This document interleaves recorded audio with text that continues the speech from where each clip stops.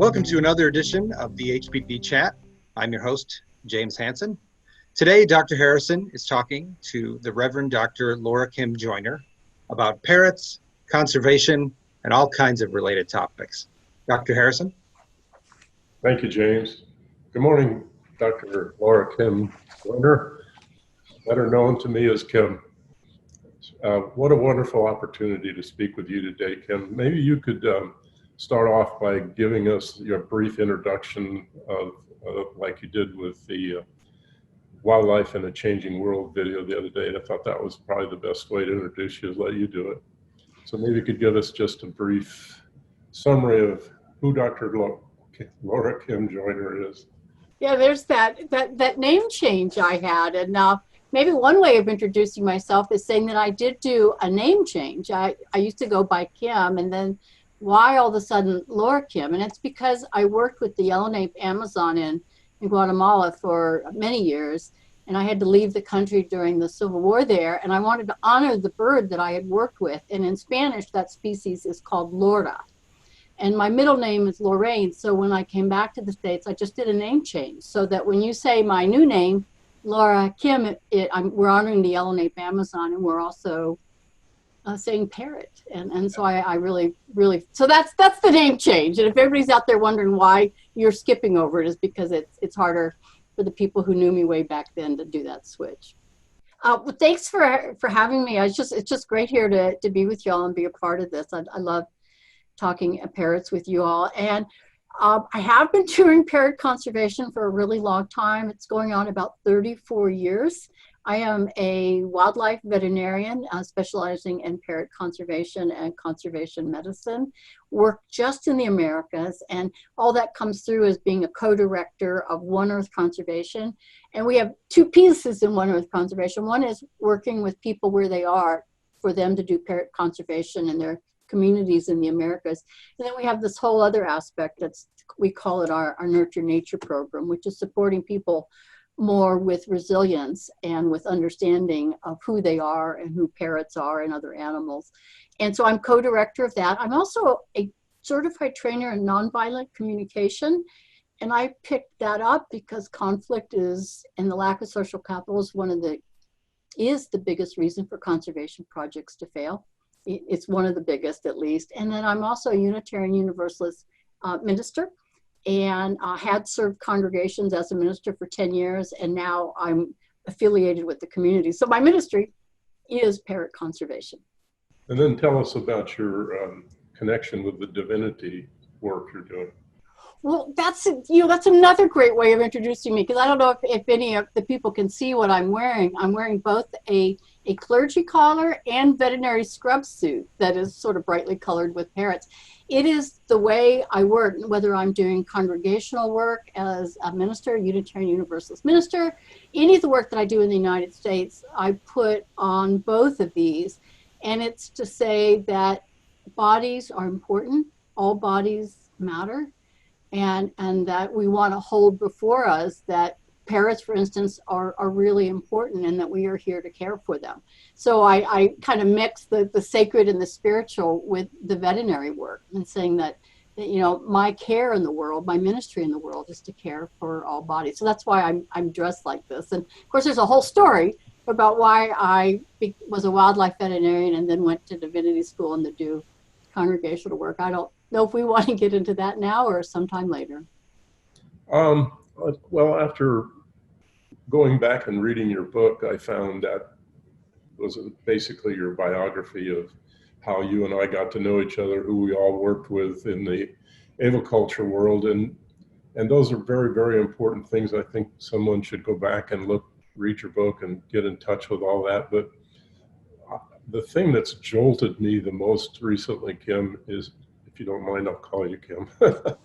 The thing that's jolted me the most recently is this AAV Welfare Committee suggested we watch Wildlife in a Changing World. And wow, it's bold and brash and a whole new approach to, rather than go back and sing the song of all the problems of aviculture and all the problems of greed and corruption and whatever we want to talk about in our history, I think where we're going in the future is where I'd like to look at. And what I got from Paul Reillo, his introduction to that beautiful video, was the thing that's underlying this whole COVID-19 thing is environmental destruction. So maybe you could tell us why breeding birds and releasing them from captive environments, sending money down to people to breed and release birds in the wild. Give us your opinion on some of those kinds of things and where you think we're going. And wow, that's a big topic. We got the pandemic, we've got how we do conservation. And I think what you're asking is how do we help our parrots that are so endangered? And there's so many different approaches. There's the breeding in captivity, there's the protection, there's the monitoring. What do we do with the trade? And why in the world do we have a pandemic? And what does that have to do with parrots? So, well, that's really big. One piece that I can do that might have been what you were referring to as big and bold is that what I'm learning in conservation and what the studies are showing, that conservation needs to be community driven, community supported, community empowered, community financed. And I use the word top down, such as coming from even a small conservation organization like ours, is not the approach. The approach is to go in and work with the people and say, what do you want to do? How do you feel about your parrots? What would you like us to do to be in solidarity with you? And then we decide whose job is to do what. I can say, well, I can do the veterinary work and help you with the rescue center. I can do population monitoring. I can do nest monitoring. I can look for money. I can set up a Facebook page because you guys can't because you don't have internet. And then we just sort of divvy up, what all the responsibilities are. And so this idea of community conservation is actually, there's a lot of pushback even still about that. And as a matter of fact, I had someone call me just last year, somebody I didn't know who called me up, and we work with the endangered sun parakeet in Guyana. And this person said, community conservation doesn't work, and it's not going to work with the sun parakeet. The only thing that's going to work is if we bring in sun parakeets from Europe, breed them there, and release them in Guyana. We can't trust the community people to do it. Well, since the community indigenous villages have been working with the sun parakeet population, it's hard to do trends and actually get it right, but it's more or less doubled. We found double the number of sun parakeets, and they basically have stopped poaching, and the population is growing. And so maybe that's what you were referring to, is this sort of this new bold vision it's not the white colonialists coming in with big money, or less aviculture and veterinarians, or even my organization. It's not us that are going to save the day. It's entrusting and empowering and help bringing the resources into the local people that's going to save the day for our parrot populations. And along those same lines, I've been following the veterinarian from the Puerto Rican Parrot Project, and they've been decimated by this environmental crisis that we tend to ignore. But if you're a Puerto Rican, you're not ignoring it. I have Puerto Rican friends that their families don't have water, they don't have electricity, they don't have shelves on their walls anymore. And then you see what's going on with the Puerto Rican parrot, that this is a group of people who've taken care of this bird now for close to 40 years. And this storm just wiped them out pretty much. They're down to, I don't know, it's 30, 40, 100 birds. So that might be something that we need to concentrate on. What's behind the environmental crisis that's going on? And in my opinion, agriculture has got a lot to do with it. We're going to put to death several 100,000 hogs and cattle and chickens because they can't fit into our belt of food. Whereas these old farms that the Amish people have and the Mennonites have, and we're going to be doing some interviews with some of the local farm movements in the United States to bring people's attention back to, yes, you can grow pigs in an air-conditioned building and save their manure and do all kinds of things, but it's not sustainable. When you look at the bottom line, we have to go back to the earth. We have to go back to stop using pesticides and stuff. So I think that's the joy of what I see is there's a huge underground movement of natural farming that's going to be supporting what you're doing. And hopefully then that'll also generate some money for projects like you're talking about.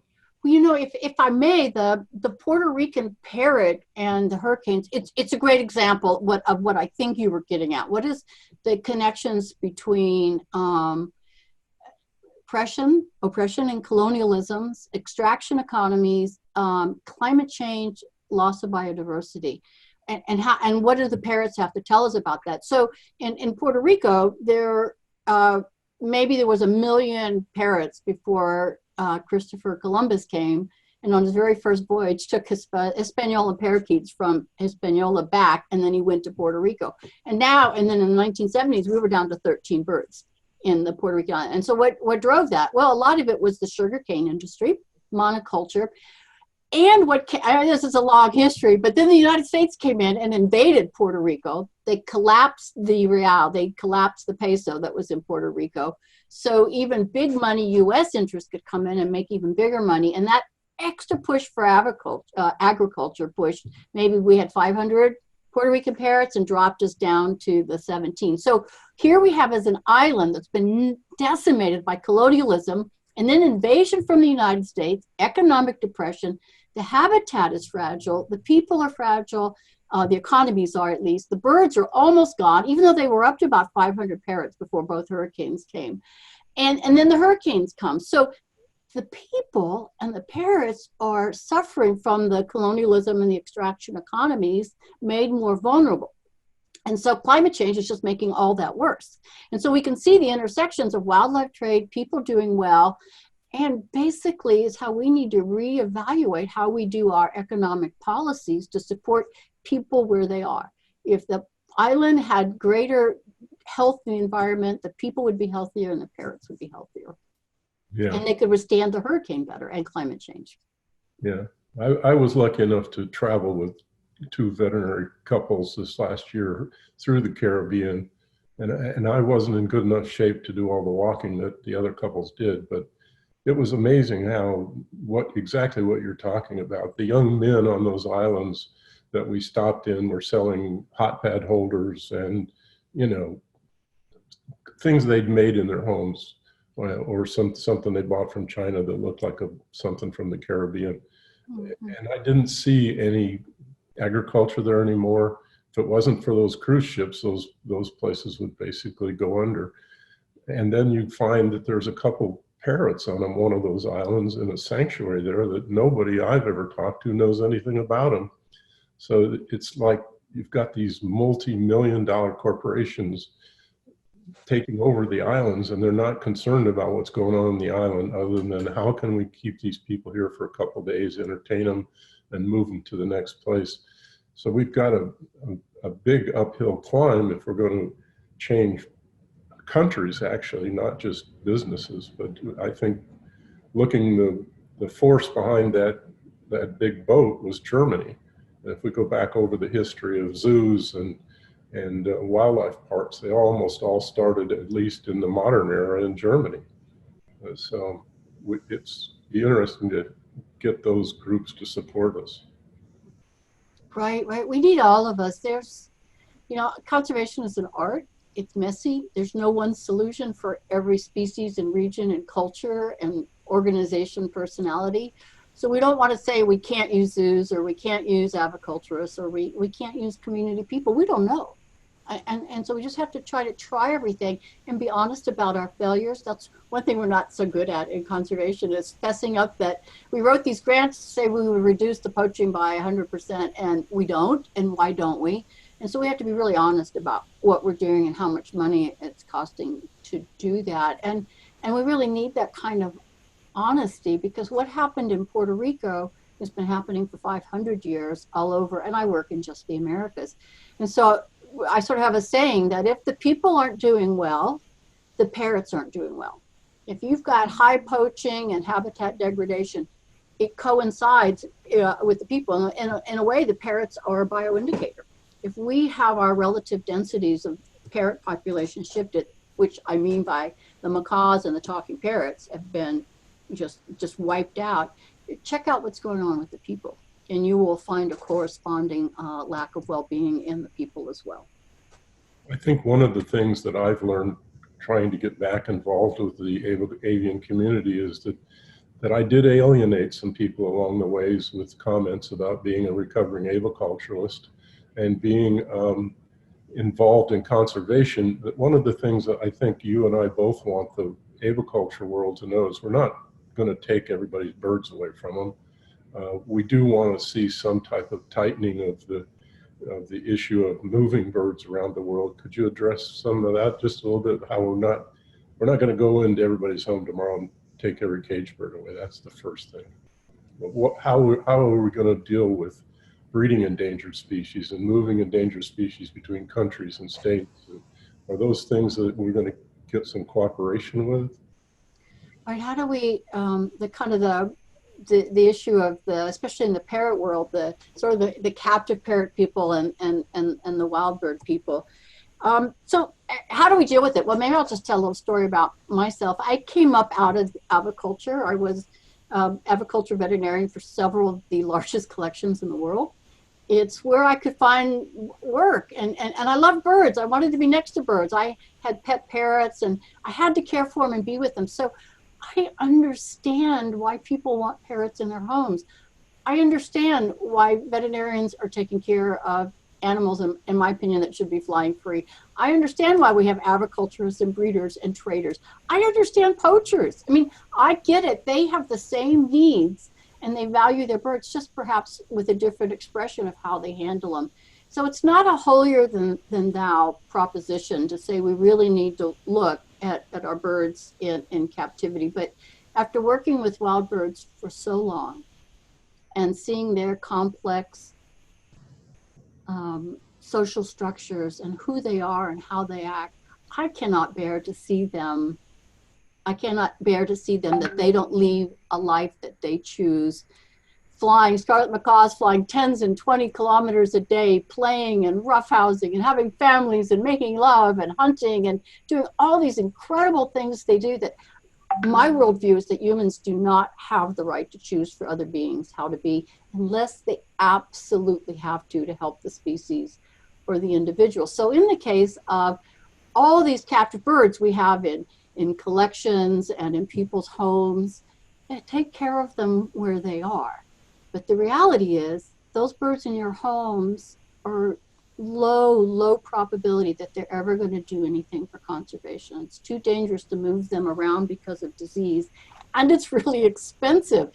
The amount of money it would cost to protect 500 hectares, which is about over 1 million square acres, or like 1.1 square kilometers, would be one forest ranger in the United States. We could hire over 100 community people to protect that forest. And that's what they're doing in Honduras. And we reduced the poaching from 100%, and last year it was down to under 9% of the nest for almost no money.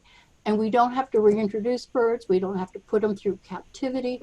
We don't have to introduce a new culture and a new language. We can protect the birds where they are with their existing culture for not a lot of money. And so that's what I would lift up for everybody who's got captive birds and think they're a solution. There's never been a proven case that captive breeding for the pet trade, I'm not talking about captive breeding for saving birds in a conservation project, has done anything but cause harm for our birds. And why is that? Well, we've never proved that it helps diminish the trade. The poaching in Central America is as high as it ever was, and the bans are in place. We have a lot of birds being bred in the wealthier countries, and we're still getting, if we're not careful, 100% of our nest poached.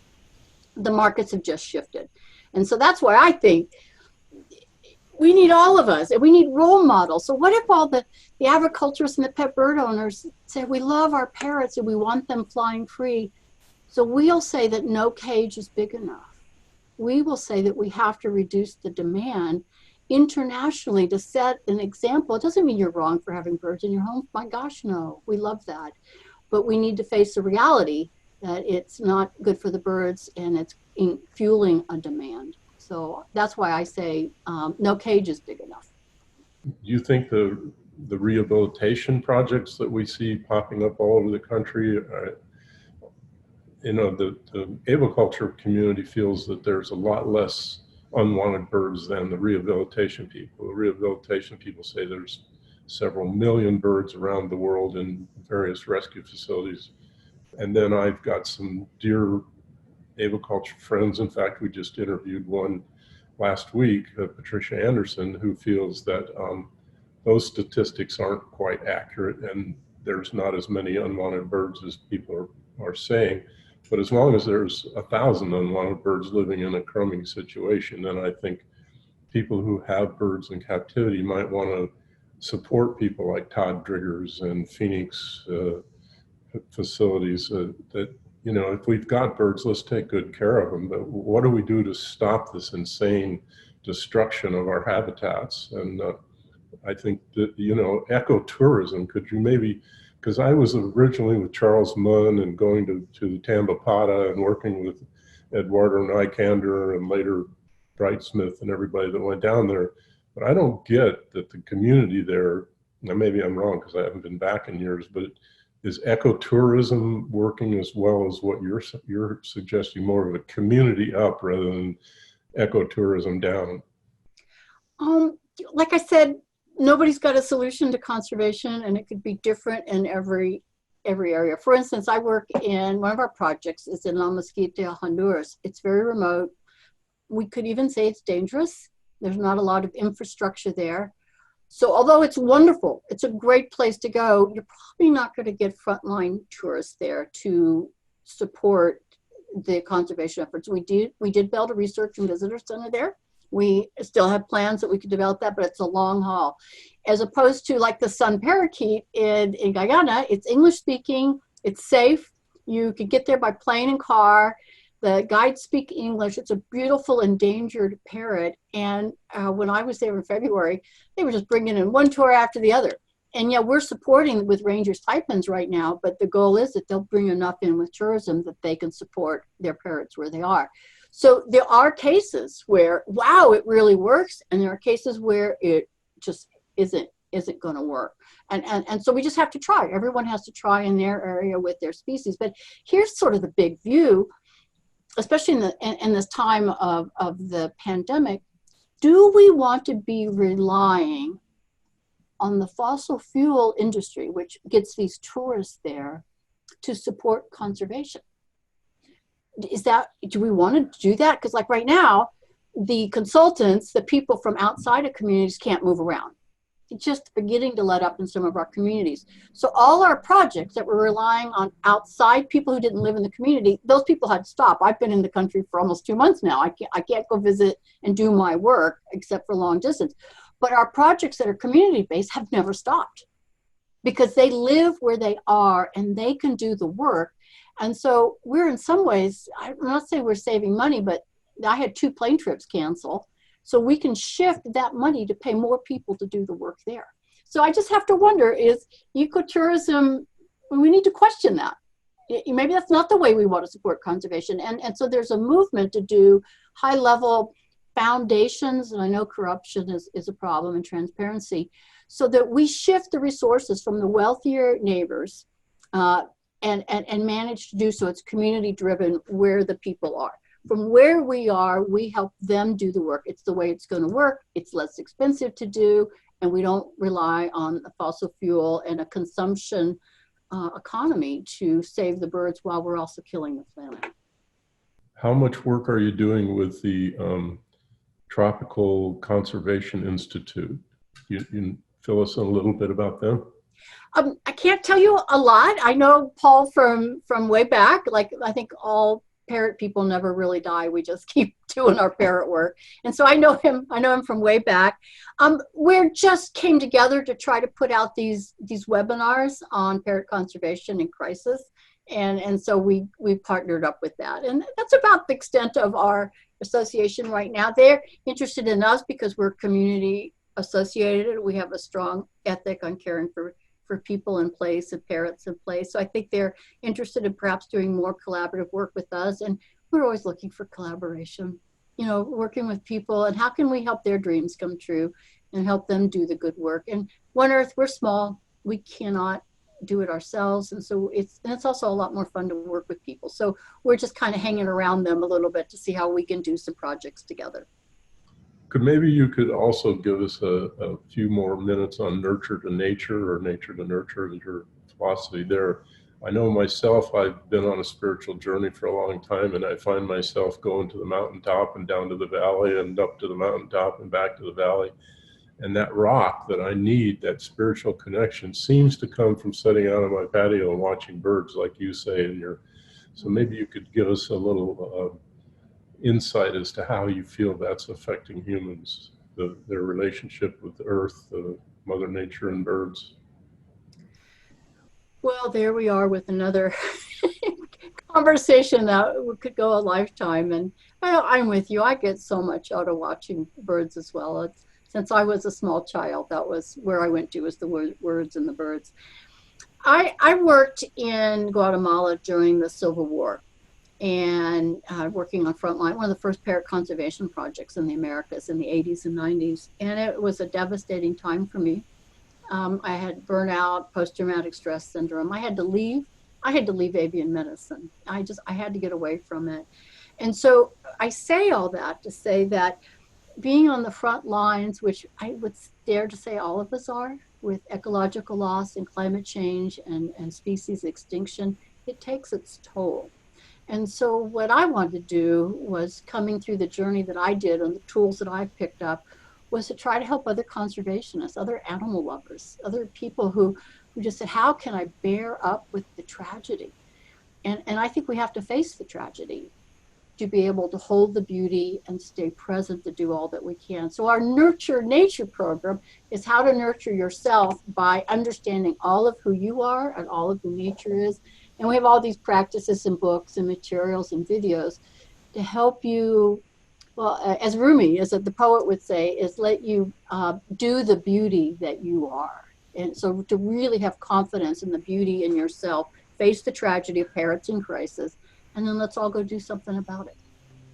Thank you so much, Kim. Thank you for having me. Talking to you, and bless you for your work you're doing, and thank you for cooperating with us.